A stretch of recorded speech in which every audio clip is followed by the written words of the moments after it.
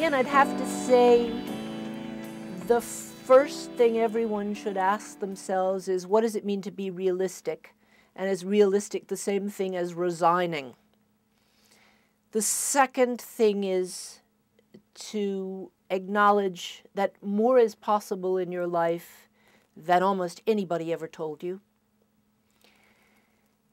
And the third is to think about the following thought experiment, which was brought up by Kant.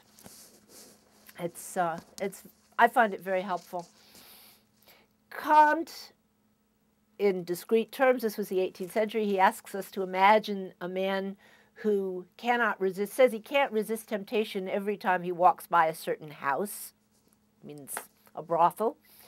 But if you put a gallows in front of the brothel and he knew that he was going to be hung the minute he walked out, he would find that he could resist temptation very well. Okay?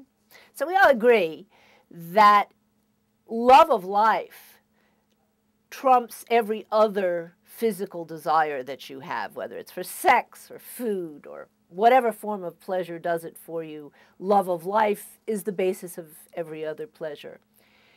Then Kant says, imagine the same man is asked to sign a letter condemning an innocent person to death, and he's threatened by an unjust tyrant with death himself unless he cooperates in the innocent man's death.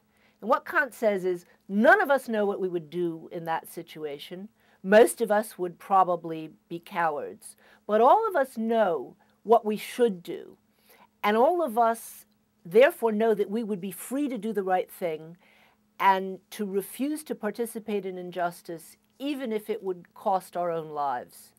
And I think furthermore, I think everybody can perform that experiment. I've tried it out on a number of people. I think furthermore that everybody has one hero, either in real life or in fiction, who they would like to be in at least one moment. You may think you can't live up to that person, but you have one person who you think would act rightly in that situation.